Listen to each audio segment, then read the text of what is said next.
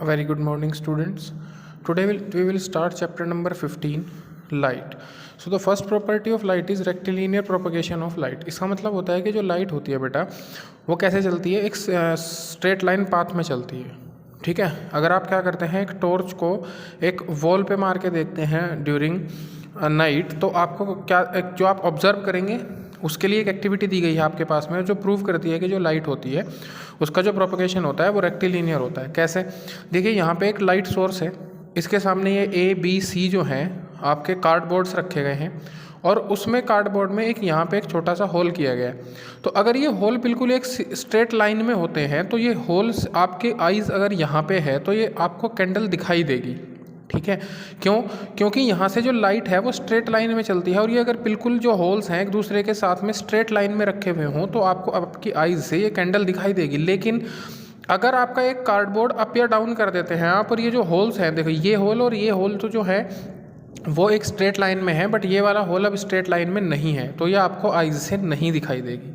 ठीक है, तो इस from the about to activities ये जो एक्टिविटीज़ हैं आपके, देखिए इस तरीके से अगर आप किसी पाइप से देखते हैं तो आपको कैंडल दिखाई देगी, लेकिन अगर आप पाइप को क्या कर देते हैं, बेंड कर देते हैं, तो उस कंडीशन में आपको एक कैंडल नहीं दिखाई देगी। इससे क्या पता चलता है कि जो आपकी लाइट होती है बेटा वो कैसे चलती है, स्ट्रेट लाइन पाथ में।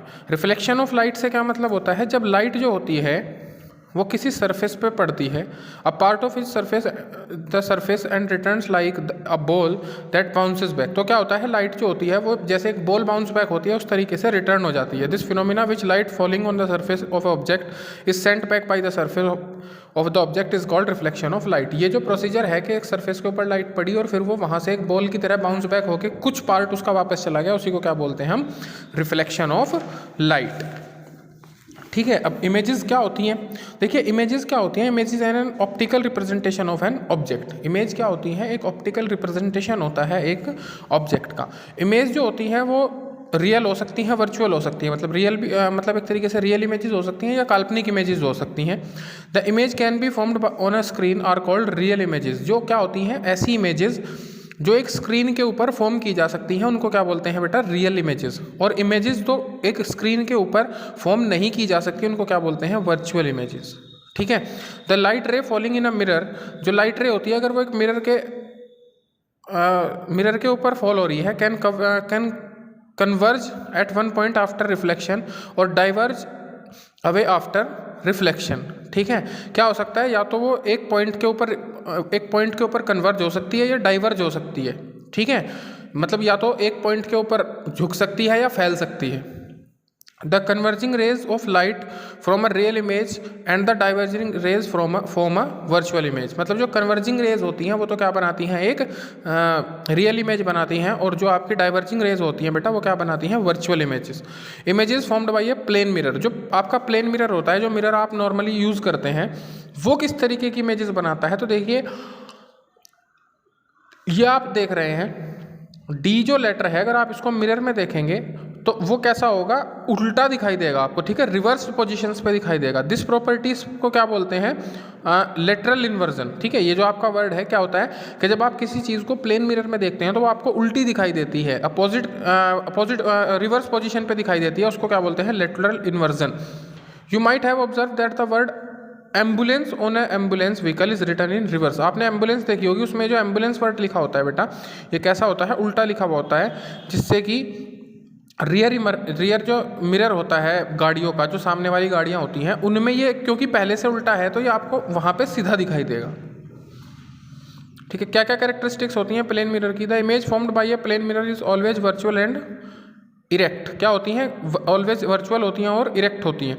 The image undergo lateral inversion. क्या होता है, लेटरल इन्वर्जन होता है, मतलब जो आपको लिखा हुआ है वो उल्टा दिखाई देगा। The size of image formed by a plane mirror is same as that of the object. जो साइज होता है ऑब्जेक्ट का वो सेम वही साइज होता है जिस साइज का एक्चुअल में वो ऑब्जेक्ट है।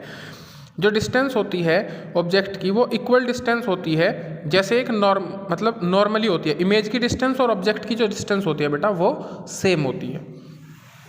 अब अभी आपने एक टर्म पढ़ी है रियल और वर्चुअल इमेजेस, ठीक है। रियल और वर्चुअल इमेजेस में इन्होंने यहाँ पे डिफरेंस दिया है। तो क्या होता है, ये क्या होता है, कन्वर्जिंग बीम ऑफ लाइट से बनती है, और ये कैसी से, डाइवर्जिंग बीम ऑफ लाइट। मतलब कन्वर्जिंग मतलब जो एक ही पॉइंट पे आके गिर रही हो, और डाइवर्जिंग मतलब जो फैल रही हो लाइट। तो जो एक ही पॉइंट पे चलती है उसको, उससे रियल इमेजेस बनती हैं, और जो लाइट फैलती है उससे कैसी बनती है, वर्चुअल इमेजेस। ये होती है, ये स्क्रीन पे मतलब caught can be caught on a screen, मतलब एक स्क्रीन पे इसको दिखाया जा सकता है, लेकिन वर्चुअल इमेजेस को स्क्रीन पे नहीं दिखाया जा सकता। ये कैसी होती हैं, ऑलवेज इन्वर्टेड होती हैं, ठीक है। और ये कैसी होती हैं, इरेक्ट होती हैं। स्फेरिकल मिरर्स जो होते हैं, अब आप have you ever observe reflecting surface which are not plane. ऐसे भी तो सर्फेसेस होते हैं जो प्लेन नहीं होते हैं लेकिन रिफ्लेक्ट करते हैं।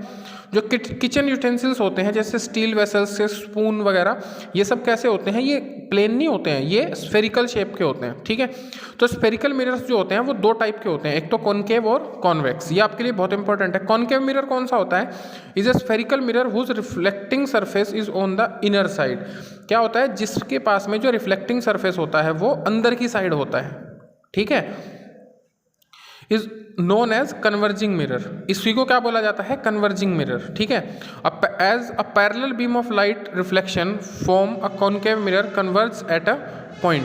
कि अगर इसमें क्या होता है कि जो आपका रिफ्लेक्टिंग सरफेस होता है वो अंदर वाला सरफेस होता है, जैसे ये वाला है, ये वाला जो मिरर है आपका ये कैसा है, कॉनकेव।